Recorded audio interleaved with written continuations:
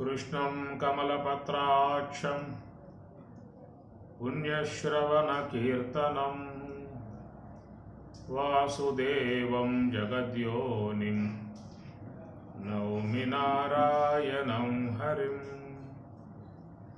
वसुदेवसुतं देवं कंसचाणूरमर्दनं देवकी परमानन्दं कृष्णं वन्दे जगद्गुरुम्। नीलाद्रिशिखरान నెలకొని ఉన్న నీనగుమోము అందమే గన్న నీలాద్రిశిఖరాన నెలకొని ఉన్న నీనగుమోము అందమే గన్న ఏ అందమైన వెగటేనన్న జగదేక మోహన సుందరాకార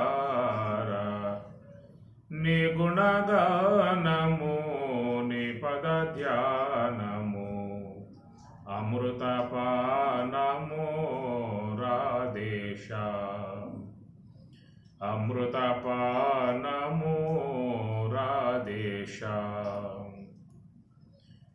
ఏ ఇతి బాధ ఎదురైన గాని ఏ ఇతి బాధ ఎదురైన గాని మోహ వికారము మూసిన గాని ఏ ఇతి బాధ ఎదురైన గాని మోహ వికారము మూసిన గాని నీ పాద సేవ విడదీయ కన్నా శరణాగతవన హే జగన్నాథ శరణాగతవన హే జగన్నాథ నీ గుణగానము నీ పద ధ్యానము అమృతపానము రాధేశ అమృతపానము రాధేశ అమృతపానము రాధేశ। ఉత్తర గీత 2వ అధ్యాయము। అర్జున ఉవాచ జ్ఞాత్వా సర్వగతం బ్రహ్మ సర్వజ్ఞం పరమేశ్వరం అహం బ్రహ్మేతి నిర్దేష్టుం ప్రమాణం తత్ర కిం భవేత్। జ్ఞాత్వా సర్వగతం బ్రహ్మ సర్వజ్ఞం పరమేశ్వరం అహం బ్రహ్మేతి నిర్దేష్టుం ప్రమాణం తత్ర కిం భవేత్। అర్జునుడి యొక్క ప్రశ్న, సర్వగతం బ్రహ్మ సర్వజ్ఞం పరమేశ్వరం అహం బ్రహ్మ ఇది నిర్దేష్టుం ప్రమాణం తత్ర కిం భవేత్। ప్రమాణం అనే అంశం మీద గతంలో మనం మాట్లాడుకోవడం జరిగింది కాబట్టి ప్రకారముగా మరి సర్వగతం బ్రహ్మ బ్రహ్మము అంతటా ఉన్నదనేటువంటి విషయాన్ని మరి ఈ విధముగా శాస్త్రం ద్వారా తెలుసుకోవటము, అహం బ్రహ్మ ఇది నిర్దేష్టం నేను బ్రహ్మమును అనేటువంటి విషయముగా ప్రమాణం తత్ర కిం భవేత్ మరి ఈ విషయములో ప్రమాణం కిం ఏది భవేత్తు కలిగి ఉన్నది అన్నదిగా అర్జునుడు అడిగినటువంటి యొక్క ప్రశ్నకు పరమాత్మ సమాధానాన్ని ఇస్తూ ఉన్నారు। శ్రీ భగవానువాచ యథా జలం జలే క్షిప్తం క్షీరే క్షీరం ఘృతే ఘృతం అవిశేషో భవేత్ తద్వత్ జీవాత్మ పరమాత్మనోః। జీవే పరేణ తాదాత్మ్యం సర్వగం జ్యోతిరీశ్వరం ప్రమాణలక్షణైః జ్ఞేయం స్వయం ఏకాగ్రవేదినా. అర్జునుడి ప్రశ్నకు పరమాత్మ 2 శ్లోకాలలో సమాధానం చెబుతూ ఉన్నారు. యథా జలం జలే క్షప్తం క్షీరే క్షీరం ఘృతే ఘృతం. యథా ఏ ప్రకారముగా జలే జలమునందు జలం జలము క్షిప్తం ఉంచబడినదో, యథా ఏ ప్రకారముగా క్షీరే క్షీరం క్షీరే క్షీరమునందు పాలయందు క్షీరం పాలను యథా ఏ ప్రకారముగా క్షిప్తం ఉంచబడినదో, అటనే ఘృతే నేతి యందు ఘృతం నేతిని యథా ఏ ప్రకారముగా క్షిప్తం ఉంచబడినదో, అవిశేష భవేత్ తద్వత్ జీవాత్మ పరమాత్మనోః. జీవాత్మ జీవాత్మ పరమాత్మనో జీవాత్మ పరమాత్మలకు అవిశేష అవిశేషం సామరస్యం ఉండటం కారణముగా భవేత్ తద్వత్ ఆ ప్రకారముగా భవేత్ కలిగి ఉండెను, సమరసైక్యమును పొంది ఉండెను. ఇక్కడ పరమాత్మ ఇచ్చిన సమాధానము చాలా వరకు ఇది మరి ఒక అసంబద్ధముగా ఏదో కనబడతా ఉంటుంది. ఆయన అడిగింది ఏమిటంటే అహం బ్రహ్మేతి నిర్దేష్టం, అహం నేను బ్రహ్మమునని నిర్దేష్టం తెలుసుకోవటానికి ప్రమాణం తత్ర కిం భవేత్, ఏమిటి ప్రమాణము అన్నదానికి మరి సమాధానంగా పరమాత్మ జలమునందు జలమును ఉంచితే క్షీరమునందు క్షీరమును ఉంచితే అనగా పాలలో పాలు నేతిలో నెయ్యి జలములో జలము ఈ విధముగా ఉదాహరణలు చెప్పి అవిశేష భవే తద్వత్ ఆ ప్రకారముగా మరి జీవాత్మ పరమాత్మనో జీవాత్మ పరమాత్మలకు మరి అవిశేషేణ సమరసైక్యమును భవేత్ అగును అన్నాడు. ఇది చాలా వరకు ఈ విషయం మరి నిగూఢముగా ఉన్నటువంటిది. అడిగినటువంటి యొక్క ప్రశ్నకు జవాబుగా మరి ఆ జలములో జలం ఉంచడం ఏమిటి, అంటే పాలల్లో పాలు ఉంచడం ఏమిటి, నేతిలో నెయ్యి ఉంచడం ఏమిటి అని సందేహాస్పదమైన అంశం. ఇప్పుడు ఏంటంటే 2 పదార్థముల అంశము, ఇది జీవాత్మ పరమాత్మనోహో అన్నాడు. జీవాత్మ అని చెప్పనంటే మన శరీరములో ఉన్నటువంటి స్వరూపం జీవాత్మ, అంతటా వ్యాపకమై ఉన్నటువంటి స్వరూపము పరమాత్మ అని అర్థం. కాబట్టి జీవాత్మ పరమాత్మలకు మరి అవిశేష సామరస్యం అనేటువంటిది ఉన్నది అన్నాడు. ఆ సామరస్యము ఎలా అన్నదానికి ఉదాహరణగా జలమునందు జలము ఉంచినట్లుగా, పాలల్లో పాలు ఉంచినట్లుగా, మరి నేతి యందు నెయ్యి ఉంచినట్లుగా అనే ఉదాహరణలను చెప్పడం జరిగింది. 3 ఎగ్జాంపుల్స్ ఇచ్చాడు, 3 ఉదాహరణలు చెప్పాడు. 1 జలము, 2 పాలు, 3 ఘృతం నెయ్యి అన్నమాట. కనుక అక్కడ జలములో జలం, పాలల్లో పాలు, నేతిలో నెయ్యి అనగా ఏమిటంటే అవి కలిసిపోయేటువంటి తత్వాలు దాంట్లో ఉన్నాయన్నమాట. ఎందుకంటే అవి వాటిల్లో మరి విశేషణాలు వేరుగా లేవు, ఒకే విశేషణాలు కలిగి ఉన్నాయి. ఈ పాలు ఆ పాలు రెండు ఒకటే, ఈ జలము ఆ జలము రెండు ఒకటే, ఈ నెయ్యి ఆ నెయ్యి రెండు ఒకటే, ఇదన్నమాట. కాబట్టి ఈ జీవాత్మ ఆ పరమాత్మ రెండు ఒకటే, ఇది చెప్పినటువంటి సమాధానం అన్నమాట. ఎందుకంటే రెండింటి యందు కూడా సమాన ధర్మాలు ఉన్నాయి. అనగా ఈ నీరు ఆ నీరు, ఈ నీరు ఆ నీరు రెండు కూడా వేరు అని చెప్పి ఎప్పుడు అంటామంటే దాంట్లో గుణభేదం ఉంటే ఈ నీరు వేరు ఆ నీరు వేరు అంటాం. గుణభేదం అంటే ఒక గ్లాసులో నీరు ఉన్నది, మరొక గ్లాసులో మరొక నీరు ఉందనుకోండి. ఈ రెండు నీరులు ఒకటేనా అన్నా అనుకోండి, అయ్యా రెండు జలమే కదా, రెండు నీరే కదా అంటాం మనం. కానీ దాని విషయం అవగాహన ఉన్నటువంటి వాడు ఏమంటా అంటే ఈ నీరు వేరు ఆ నీరు వేరు అంటాడు. ఎప్పుడు అంటాడు? నాలుక మీద ఆ నీరు వేసినప్పుడు ఒక నీరేమో ఉప్పగా ఉన్నది, దాన్ని ఉప్పు నీరు అన్నారు. ఒక నీరేమో తీయగా ఉన్నది, తీయని జలము అన్నారు. అందువల్ల ఆ గుణభేదాన్ని బట్టి ఆ నీరు వేరు ఈ నీరు వేరు అంటాం.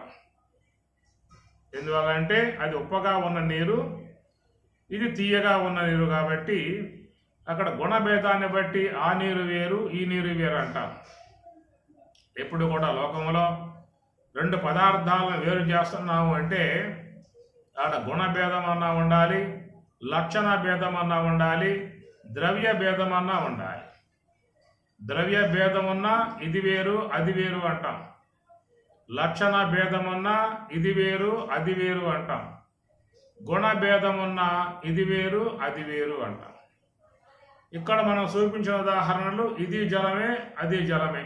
జలే చెప్తాం జలం జలే చెప్తాం, క్షీరే క్షీరం క్షీరే క్షీరం చెప్తాం, ఘృతే ఘృతం చెప్తాం అన్నారు అన్నమాట. కాబట్టి ఇక్కడ చూస్తే మనకి ఇది గోవే అది గోవే అంటాం. ఎందువల్ల అంటే అక్కడ లక్షణ భేదం లేదు.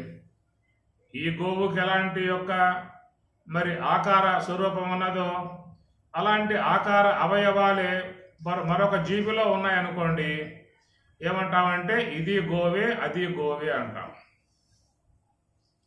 ఒకవేళ వేరే జీవులో దాంట్లో వేరే లక్షణాలు ఉన్నట్లయితే అదే ఇది గోవు అది గోవు కాదు అంటాం. ఆ లక్షణాలను బట్టి అది గాడిద అంటే గార్ధవము అని, లేదా శునకము అని, లేదా ఏనుగా అని చెప్తాం కదా. లక్షణ భేదాన్ని బట్టి వేరు చేసే విధానం మనకి కనబడుతూ ఉంటుందన్నమాట.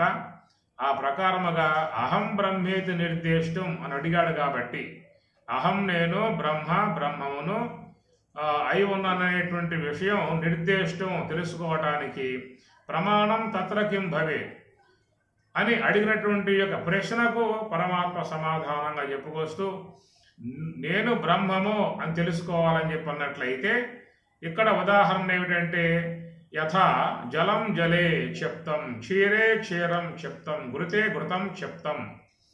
అనగా ఈ జలానికి ఆ జలానికి తేడా లేదు. కారణం ఏంటంటే ఒకే ధర్మాలు కలిగి ఉన్నాయి. ఈ పాలకు ఆ పాలకు తేడా లేదు. ఎందువల్ల ఒకే ధర్మాలు కలిగి ఉన్నాయి. ఈ నేతికి ఆ నేతికి ఎలాంటి యొక్క భేదం లేదు. అనగా గుణధర్మాలు వేరుగా లేవు, ఒకే స్వరూపం కలిగి ఉన్నాయి.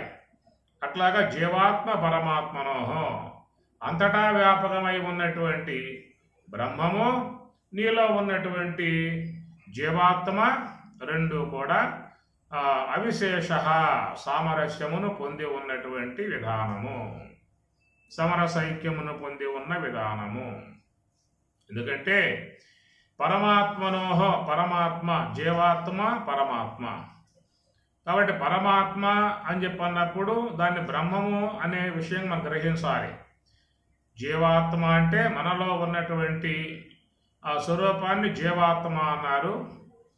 ఈ జీవాత్మ కంటే పర శ్రేష్టమై ఉన్నటువంటి యొక్క విధానముగా పరమాత్మ, అది బ్రహ్మం అన్నమాట. కాబట్టి బ్రహ్మం అనేటువంటిది అంతటా వ్యాపకమై ఉన్నది.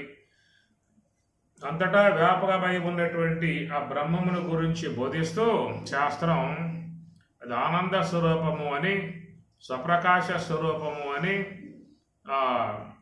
చేతన స్వరూపము అని, వ్యాపకత్వం అని చెప్పని ఇట్లాగా బ్రహ్మము యొక్క విషయముగా చెప్పినటువంటి లక్షణాలు, బ్రహ్మము లక్షణాలు సత్యము, జ్ఞానము, అనంతము, ఆనందము అనేటువంటివిగా చెప్పారు. కాబట్టి ఆ లక్షణాలు జీవాత్మ యందు కూడా ఉన్నాయో లేవు అనేది మనం చూసుకున్నట్లయితే ఈ రెండింటికి కూడా సామరస్యం అనేది తెలుస్తుంది. ఎట్లయితే ఈ జలము ఆ జలము రెండు ఒకటే, అనే విధానముగా గుణాలను బట్టి దాని స్వరూప స్వభావాలను బట్టి ఎట్లా అర్థం చేసుకుంటూ ఉన్నామో ఈ ప్రకారముగా మనకి పరమాత్ముడు 3 ఉదాహరణలు చెప్పుకొచ్చాడు. జలము, క్షీరము, ఘృతము 3 చెప్పుకొచ్చాడు ఉదాహరణలు. ఈ 3 కూడా సమానత్వ ధర్మాలు కలిగి ఉన్నాయి. ఈ పాలు ఆ పాలు సమాన ధర్మాలు ఉన్నాయి. ఈ యొక్క నీరు ఆ నీరు సమాన ధర్మాలు ఉన్నాయి. ఈ యొక్క నెయ్యి ఆ నెయ్యి సమాన ధర్మాలు ఉన్నాయి. అట్లాగా ఈ జీవాత్మ పరమాత్మ సమాన ధర్మములు కలిగి ఉన్నాయి, సమాన లక్షణములు కలిగి ఉన్నాయి. ఇదన్నమాట. ఆ లక్షణాలను బట్టి అహం బ్రహ్మ ఇది నిర్దేశం, నేను బ్రహ్మమును అనేటువంటి విషయాన్ని లక్షణాలను బట్టి మనం తెలుసుకోవాల్సి ఉంటుందన్నమాట. కాబట్టి బ్రహ్మములో ఉన్న లక్షణాలు మనలో ఉన్నాయో లేవా మనం చూసుకోవాలి, విచారించుకోవాలి. బ్రహ్మము సత్యము అన్నారు. ఆ సత్యత్వపు లక్షణం మనలో ఉన్నదా అని చూసుకోవాలి. మనలో సత్యత్వపు లక్షణం ఉన్నదా? కాబట్టి నేనని చెప్పానంటే దేహంగా భావించుకుంటూ ఉన్నా. ఆ దేహం అసత్య స్వరూపం, కొద్ది కాలం ఉండిపోతుంది. కానీ నేననేటువంటి యొక్క ఉనికి నీలో సత్తా మాత్రంగా ఉన్నది. నేను అనేటువంటి యొక్క ఉనికి అనిశ్చితముగా నీలో అది సమస్త కాలములలో కూడా అది వ్యాపకముగా ఉన్నది. అనగా జాగ్రత్త కాలములో, స్వప్న కాలములో, సుషుప్తి కాలములో, ఈ 3 కాలాల్లో కూడా నేను ఉన్నాను అనేటువంటి సత్తాత్మక లక్షణం అందరికీ గోచరిస్తుంది. సత్తా అంటే ఉండుట, నేనున్నాను అనే మాట. కాబట్టి జాగ్రత్త అవస్థలో ఉన్నాను, స్వప్నావస్థలో ఉన్నాను, సుషుప్తి అవస్థలో ఉన్నాను. ఈ ప్రకారముగా మనకు అవస్థల చేత బాధ లేదు, కాలము చేత బాధ లేదు. కాలము చేత అంటే నిన్న ఉన్నాను, ఈ పూట ఉన్నాను, రేపు ఉన్నాను అనేది అది కాల పరిచ్ఛేదం అన్నమాట. కాలము చేత మనం పరిచ్ఛిన్నం కాల. ఎందుకంటే నిన్న ఉన్నాను, ఈ పూట ఉన్నాను, రేపు ఉన్నాను అనే ఉనికి అందరికీ గోచరిస్తుంది ఇది. కాబట్టి కాల పరిచ్ఛేదం లేదు. జాగ్రత్త అవస్థలో ఉన్న, స్వప్నావస్థలో ఉన్న, సుషుప్తి అవస్థలో ఉన్న అనేది అవస్థా పరిచ్ఛేదం. అవస్థా పరిచ్ఛేదం కూడా ఇక్కడ లేదు. ఎందుకంటే 3 అవస్థలలో కూడా ఉన్నాను అనేటువంటి విషయం మనకి వ్యక్తమవుతుంది. కాబట్టి ఇది బ్రహ్మము యొక్క అస్తిత్వపు లక్షణము అన్నారు. కనుక బ్రహ్మములో ఉన్న లక్షణం నీలో ఉందా లేదా చూసుకున్నట్లయితే మనకి అవగాహనకు వస్తుంది. అట్లా బ్రహ్మములో ప్రకాశ లక్షణం ఉన్నది, దాన్ని జ్ఞానత్వపు లక్షణం అంటారు. అట్లా జ్ఞానత్వపు లక్షణం మనలో కూడా ఉందా లేదా అని చూసుకోవాలి. మనలో ఆ లక్షణం ఉన్నది. ఏమిటంటే జ్ఞానత్వపు లక్షణం నేను తెలుసుకుంటూ ఉన్నాను అంటాం కదా. నాకు తెలుస్తున్నది, జాగ్రత్త అవస్థ తెలుస్తూ ఉన్నది, స్వప్నావస్థ తెలుస్తూ ఉన్నది, సుషుప్తి అవస్థ తెలుస్తున్నది. ఈ 3 తెలుస్తూ ఉన్నాయి. ఎవరికి? నాకు తెలుస్తూ ఉన్నాయి. కనుక నా పరిధిలో ఆ 3 కూడా కదిలిపోతూ ఉన్నాయి. నాకు తెలియకుండా అంటూ ఈ యొక్క దేహంలో ఏవి కూడా లేవు. అన్నీ కూడా నా యొక్క అవగాహనలో ఉన్నటువంటివి. కాబట్టి ఈ ప్రకారముగా అన్ని కాలములలో నేను తెలుసుకుంటూ ఉన్నాను, అన్ని అవస్థలలో తెలుసుకుంటూ ఉన్నాను. ఈ తెలుసుకునేటువంటి యొక్క లక్షణానికి లేమి లేదు. అందుచేత నిత్యత్వపు లక్షణం అది బ్రహ్మములో ఉన్న లక్షణము. ఆ లక్షణం నీలో కూడా ఉన్నది. కాబట్టి దాన్ని బట్టి ఏంటంటే జ్ఞానత్వపు స్వరూప విధానం కలిగి ఉన్నటువంటి నేను అని అర్థం. నా యందు అస్తిత్వపు లక్షణం ఉన్నది, అదే ప్రకారముగా ప్రకాశ లక్షణము ఉన్నది. దాంతోపాటు ఆనంద లక్షణం కూడా నా యందు ఉన్నది. ఎందుకంటే మనం ఎప్పుడూ కూడా ఆనందాన్నే అపేక్షిస్తూ ఉన్నాము, ఆనందంగా ఉండటానికే అన్ని విధాల ప్రయత్నం చేస్తూ ఉన్నాము. కాబట్టి ఆనందం నా యొక్క స్వరూప లక్షణం. కాబట్టి నా యందు ఎల్లవేళలా ఆనందత్వమే భాషిస్తూ ఉన్నది. ఆనందం అనేటువంటి యొక్క భావనే కలిగి ఉన్నాను. ఆనందంలో ములకలు వేయటానికే నేను నిరంతరంగా ప్రయత్నం చేస్తూ ఉన్నాను. ఈ ప్రయత్నం ఎందుకు వచ్చింది అని చెప్పానంటే అనాత్మ వస్తువులు అనేటువంటి కొన్ని ఆవరణములుగా ఏర్పడ్డాయి. కాబట్టి అనాత్మ వస్తువుల యొక్క ఆవరణ కారణంగా నాకు ఆనందం అనేది మరుగు చేయబడుతూ ఉన్నది. ఆనందం మరుగు చేయబడుతూ ఉన్నది. అందువల్ల ఆనందమునందు అపేక్ష కలుగుతుంది మనకి. అదే సుషుప్తిలో చూసినట్లయితే అక్కడ ఆవరణలన్నీ కూడా తొలగింపజేయబడ్డాయి. సుషుప్తి అనబడేటువంటి సమయంలో కర్మేంద్రియ, జ్ఞానేంద్రియ, అంతరేంద్రియాలు అనబడేటువంటి ఆవరణాలు జడమయ్యాయి. కాబట్టి ఆ సుషుప్తిలో చక్కగా ఆ యొక్క ప్రాజ్ఞుడు ఆనందాన్ని పొందుతున్నటువంటి విధానము. కాబట్టి ప్రకారముగా అందరి యందు కూడా ఆనందత్వపు లక్షణమే భాషిస్తుంది. ఆనందముగా ఉండాలనే కోరికే కలుగుతూ ఉన్నది. ఆనందంగా ఉండేటువంటి యొక్క ప్రయత్నమే జరుగుతూ ఉన్నది. ఇట్టి విధానము స్వరూపతః నీలో ఆనందం అనేది ఉన్నది. కాబట్టి అందరి యందు ఆనందంగా ఉండాలనేటువంటి కోరిక ఏర్పడుతుంది అన్నమాట. కాబట్టి ప్రకారంలో చూసినట్లయితే జీవాత్మ పరమాత్మనోహో, పరమాత్మలో ఉన్న లక్షణాలే నీ యందు కూడా ఉన్నటువంటివి అనేటువంటి భావన అన్నమాట. ఇది అవిశేష భవేత్ తద్వత్ జీవాత్మ పరమాత్మనోహో అనేటువంటి విధానంగా మరి ఇక్కడ ఆ శ్లోకం చూసినట్లయితే మరి ఆ ఉదాహరణలుగా చెప్పిన విధానములో ఇది జలమే అది జలమే, ఇది పాలే అది పాలే, ఇది నెయ్యే అది నెయ్యే అని 3 ఉదాహరణలు చెప్పుకొచ్చాడు. అంటే ఈ ప్రత్యేగాత్మ ఆ పరమాత్మ రెండు కూడా ఒకటే. ఇది కాబట్టి ప్రకారముగా విచారణ ద్వారా ఈ విషయాన్ని ముఖ్యంగా తెలుసుకోవలసి ఉంటుంది. ఈ విచారణ కూడా గురువుల ద్వారానే ముఖ్యంగా చేయాల్సి ఉంటుంది. గురువుల ద్వారా చేస్తేనే మనకు స్పష్టత అనేటువంటిది ముఖ్యంగా ఏర్పడుతుంది. మనకు మనంగా పోవాలంటే ఆ శాస్త్రం అంత సులభంగా అర్థమయ్యే అంశము కాదు. అది చూడండి, ప్రశ్నకి పరమాత్మ సమాధానం చెబుతూ మరి జలే జలం జలే జలం, క్షీరే క్షీరం, ఘృతే ఘృతం అనేటువంటి యొక్క అంశాన్ని చెప్పాడు అని చెప్పనంటే దాన్ని విశ్లేషించుకుంటే తప్ప, విచారించుకుంటే తప్ప అది తెలియబడేటువంటి యొక్క అంశం మాత్రం కాదన్నమాట. కాబట్టి జీవాత్మ పరమాత్మనోహో, జీవాత్మ పరమాత్మలకు జలమునందు జలము, క్షీరమునందు క్షీరము, ఘృతమునందు ఘృతము ఉన్నట్లుగా పరమాత్మ యందు ప్రత్యేగాత్మ అనేటువంటిది ఉన్నది అనేటువంటి భావనగా ఈ సమరసైక్య భావాన్ని ఉదాహరణ ద్వారా ఇక్కడ అవగాహనాత్మకముగా చెప్పినటువంటి అంశము. జీవే పరేణ తాదాత్మ్యం సర్వగం జ్యోతి ఈశ్వరం ప్రమాణలక్షణై జ్ఞేయం స్వయం ఏకాగ్రవేదినా అని 2వ శ్లోకంలో ఆయన గారు సమాధానం చెప్తూ జీవే పరేణ తాదాత్మ్యం, పరేణ భగవంతుని యందు జీవే జీవునకు తాదాత్మ్యం కలదు అని అంటాడు.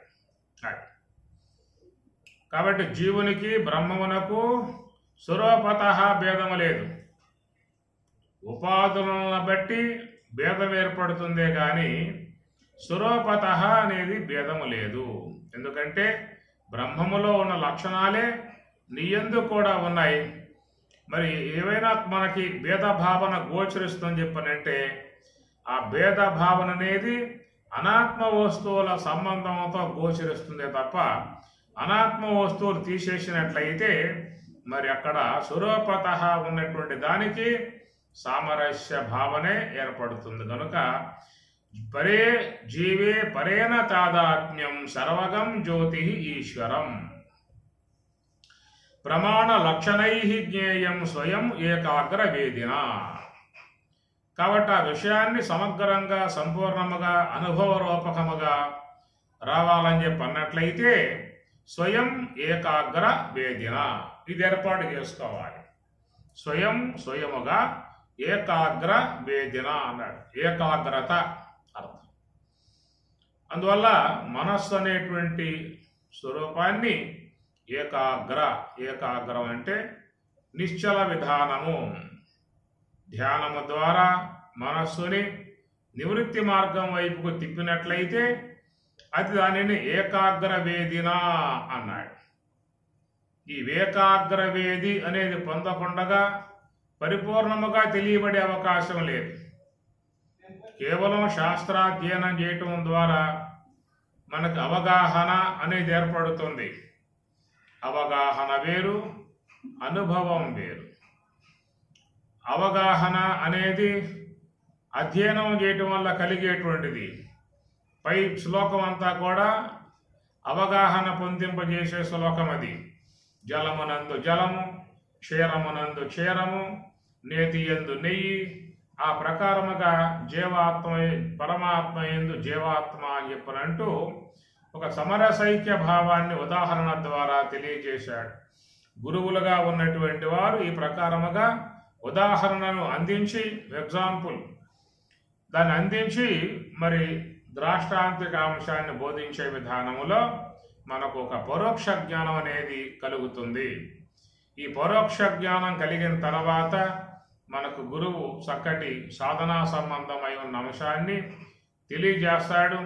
ఆ సాధన మార్గంలో ప్రయాణం చేసి ఇంతవరకు ఏ యొక్క విషయాన్ని గురించి బాగా విన్నావో, అవగాహన చేసుకున్నావో, అంటే ఆ విషయాన్ని నీకు అనుభవరూపకంగా తెచ్చుకోవాలని చెప్పన్నట్లయితే ఈ మార్గంలో నువ్వు పయనించు అని చెప్పని అంటాడు. అది అందువల్ల చర్మాంకముగా గురువులు మనకు ప్రసాదించేటువంటిది ఏకాగ్ర వేదిన. ఇక దాని మీద మనం పోయి కూర్చోవాలేక. ఇంతవరకు ఉన్న విధానం అంతా కూడా గురువుల యొక్క బాధ్యత. ఆ శాస్త్రం యొక్క అంశము వీడికి అర్థమయ్యే రీతిలో అందించడం అనేటువంటిది గురువులకు ఉన్నటువంటి యొక్క బాధ్యత. వాళ్ళు అనేక ఉదాహరణలు తీసుకుంటూ అనేక శాస్త్రాలను తెలియజేస్తూ అనేక శాస్త్రాల్లో ఉన్నటువంటి విషయాలను సమన్వయం చేస్తూ విషయాన్ని మనసుకు పట్టే విధానముగా వాళ్ళు అందిస్తారు. ఈ శ్రమంతా గురువులు చేస్తారు. వాళ్ళ శ్రమ సామాన్యమైనది కాదు.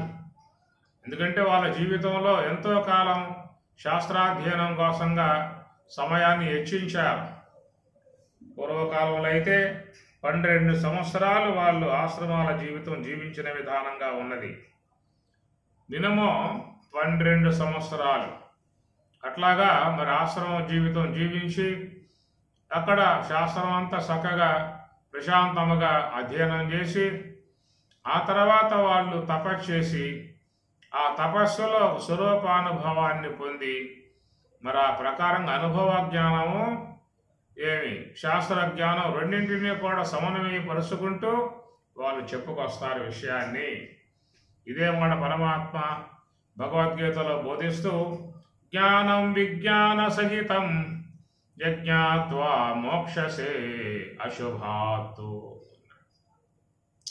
జ్ఞానం విజ్ఞాన సహితం అంటారు పరమాత్మ కూడా అని చెప్పిన మాట. నేను చెప్పేటువంటి యొక్క విషయమంతా కూడా చూసినట్లయితే మరి జ్ఞానం విజ్ఞాన సహితం ప్రవక్ష్యామి, విజ్ఞాన సహితం జ్ఞానం ప్రవక్ష్యామి అంటాడు. విజ్ఞాన సహితమై ఉన్న జ్ఞానాన్ని బోధిస్తున్నా అన్నాడు. విజ్ఞానము అంటే స్వరూప జ్ఞానం, అపరోక్ష జ్ఞానం. మరి సాధన ద్వారా అపరోక్ష అనుభవాన్ని పొందిన తర్వాతే గురువులు వారు మరి మనకి విషయాన్ని బోధించే విధానం ఉంటుంది. కాబట్టి వాళ్ళు తపస్సు చీలించారు.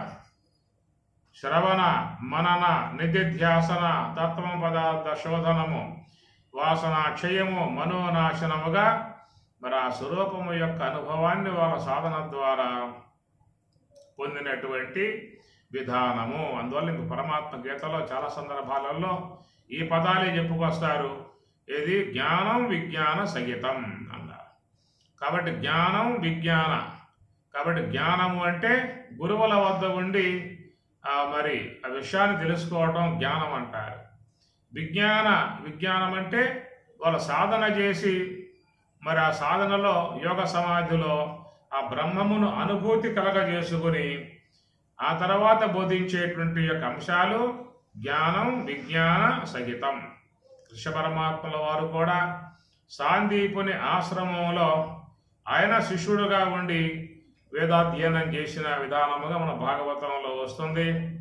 అరణ్యాలలో ఉండేటువంటి ఆశ్రమాల కాలంలో పట్టణాల్లో గ్రామాలలో ఆశ్రమాలు ఉండవు, అరణ్యాలలో ఉండేవన్నమాట. అటు అరణ్యాలలో ఉన్నటువంటి ఆశ్రమాలకు వాళ్ళు మరి పోయి వాళ్ళ సన్నిధిలో మరి చక్కటి శాస్త్రాధ్యయనం చేయటం అని చెప్పని అట్లా రామచంద్రమూర్తి కూడా వశిష్ఠ ఆశ్రమానికి పోయి వశిష్ఠ భగవానులు వారు సేవించి అక్కడ ఆయన వేదాధ్యయనం చేసినట్లుగా మనకు వచ్చేటువంటి పురాణాలలో కానీ అన్నిటిలో కూడా ఈ ప్రకారంగా వాళ్ళ ఆశ్రమాలకు పోయిన సందర్భం వస్తుంది. ఆ ప్రకారం కృష్ణ పరమాత్మ వారి సాందీపుని వద్ద సకల శాస్త్రములు అధ్యయనం చేసిన విధానము. ఆ తర్వాత ఆయన సాధన చేసి స్వరూప అనుభవాన్ని పొందిన విధానం. కనుక స్వామివారు సాందీపురాశ్రమంలో శాస్త్రాధ్యయనం చేసిన విషయం మీకు భాగవతంలో వస్తుంది. మరి ఆ స్వరూప అనుభవాన్ని పొందిన విధానం యోగ సమాధి సంబంధ అంశం మీకు కృష్ణ పరమాత్మ యొక్క విషయం మీకు భారతంలో వస్తుంది. భారతం శాంతి పర్వములో మీరు ఆ విషయాన్ని దర్శించవచ్చు. కృష్ణ పరమాత్మ యోగ సమాధిలో ఉన్న అంశం పంచాత్మికంబైన పవనంబుని గృహీతమైనది భవదింద్రియంబులు మనమునందాగబడ్డవి అవియును నదియును బుద్ధియందు దిగించి శుద్ధమైన నాలవ తెరవున లోలతారహితముల్గాగా అన్నియును సంకలితములుగా అంచిత క్షేత్రజ్ఞునందు గూర్చిన వాడ ఈ పరమధ్యానమేమి కథనా అని మీకు భారతంలో చక్కటి అంశాన్ని మన స్వామివారు ఎత్తి చూపించారు. ఈ పరమధ్యానమేమి కథన నొలసనొకలోకమునకు కొండొక్క వింతలేక విస్మయము పొందినామది వినగనర్హమేని వినిపింపవే నాకు ఇత్యరంగు పంచాత్మికంబైన పవనంబుని గృహీతమైనది. ధ్యానములో మరి ఆ శ్వాస అనేది పూర్తిగా ఆగిపోయినటువంటి యొక్క సందర్భం మనకి ఇక్కడ బోధిస్తూ ఉన్నారు. ఈ మాటలు మీకు ఎక్కడ ఏ ఆశ్రమాలలో ఏ స్వాములు కూడా చెప్పరు. ధ్యానములో మనస్సుతో పాటు శ్వాస కూడా ఆగిపోతుందనేటువంటి యొక్క అంశం స్వరాజ్య ఆశ్రమంలో వచ్చేటువంటి విధానము. ఇది సశాస్త్రీయమై ఉన్నటువంటి యొక్క అంశము కూడా. కాబట్టి పంచాత్మికంబైన పవనము నిగృహీతమైనది. ఆ ధ్యానములో శ్వాస అనేది పూర్తిగా ఆగిపోయిన విధానం. కారణం ఏంటంటే మనస్సు అనేది ఆగిపోవడం కారణంగా శ్వాస అనేది కూడా ఆగుతుందని చెప్పి అర్థం. సాధారణంగా లోకంలో ఎవరూ కూడా మనస్సును ఆపటం అనే ప్రయత్నం చేయటం లేదు. మనస్సుని ఆపటం అనే ప్రయత్నం లోకములో ఎవరూ చేయటం లేదు.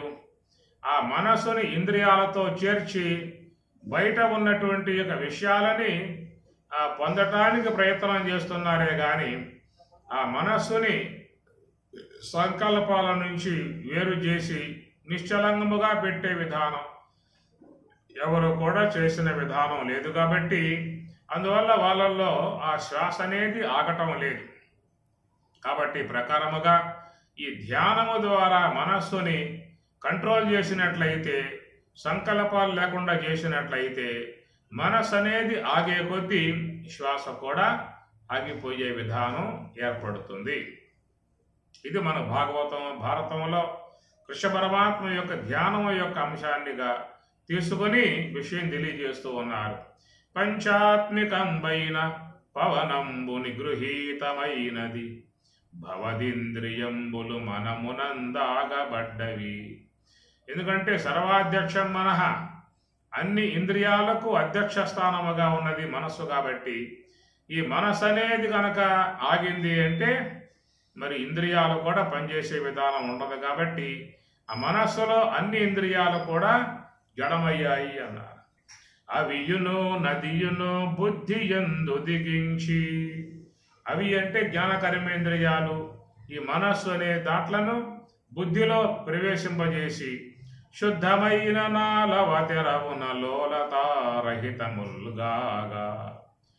అనగా శుద్ధమై ఉన్నటువంటి యొక్క నాలుగవ అనుభవం, అది యోగ సమాధి అనుభవం. శుద్ధం నాలుగవ తెరవు అన్నారు. శుద్ధ సాత్విక బ్రహ్మాకార వృత్తిగా చేరి ఉన్నటువంటి 4వ అనుభవం యోగ సమాధి.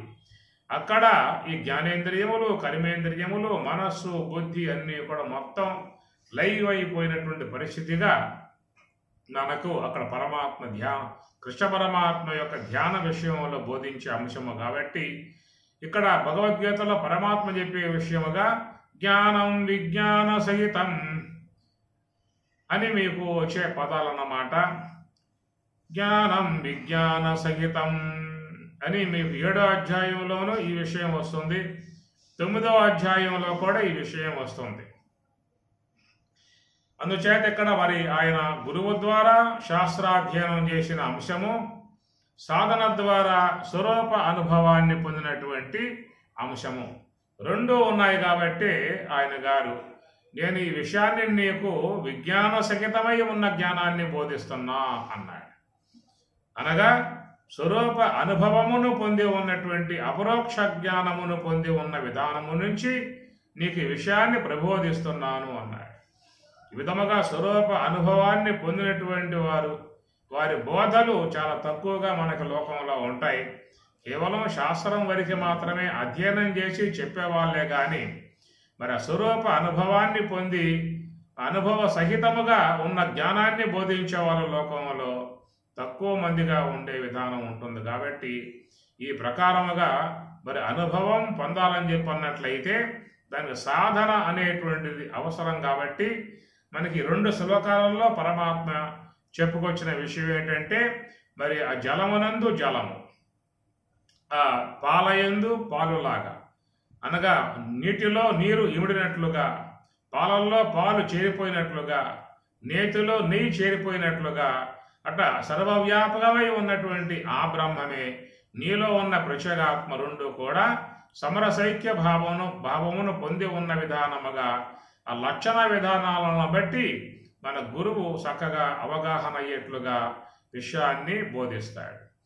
మరి ఆ ప్రకారంగా ఒక అవగాహన మనకు ఏర్పడిన తర్వాత మరి ఆయన గారు ఈ మార్గంలో ప్రయాణం చేసినట్లయితే నీవు ఆ యొక్క నేను చెప్పినటువంటి యొక్క విషయం నీకు అనుభవంలోకి వస్తుంది అన్న విధానముగా మనకి ఈ సాధనా సంబంధ అంశాన్ని తెలియజేయటమే స్వయం ఏకాగ్ర వేదిన.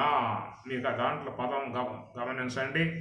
ప్రమాణ లక్షణై జ్ఞేయం స్వయం ఏకాగ్ర వేదిన అన్నారు. కనుక స్వయముగా ఎవరికి వారు ఏకాగ్ర చిత్తము చేసుకోవాల్సి ఉంటుంది. తత్రైకాగ్రం మనఃకృత్వా యత చిత్తేంద్రియ క్రియః ఉపవిశ్వాసనే యుంజాత్ యోగం ఆత్మవిశుద్ధయే. తత్ర ఏకాగ్రం మనః అనేటువంటి విధానముగా మరి ఇక్కడ స్వామివారు ఆ యొక్క అర్జునుడి యొక్క ప్రశ్నకు సమాధానముగా ఇటు పరోక్ష సంబంధమై ఉన్నటువంటి అంశాన్ని తెలియజేస్తూ ఉన్నాడు, అటు సాధనా సంబంధమై ఉన్నటువంటి అంశాన్ని తెలియజేస్తూ ఉన్నాడు. ఈ రెండింటి ద్వారానే ప్రతి ఒక్కరూ కూడా మరి పరమాత్మ యొక్క అనుభవాన్ని సంపాదించుకోవాల్సి ఉంటుంది. కాబట్టి జ్ఞానము ఉండాలి, విజ్ఞానము ఉండాలి అనేటువంటి యొక్క అంశము. ఈ రెండింటి యొక్క అంశముల మీద చక్కగా పరమాత్మ తన విషయాన్ని ప్రబోధింపజేస్తూ ఉన్నాడు. దాన్ని మనం ముందు ఇంకా అవగాహన చేసుకునే ప్రయత్నం చేద్దాము. ఓం సహనాభవతు సహనౌ భునక్తు సహ వీర్యం కరవావహై తేజస్వినావధీతమస్తు మా విద్విషావహై. ఓం శాంతి శాంతి శాంతి. హరి ఓం తత్సతు. శ్రీ గురుభ్యో నమః. హరి ఓం.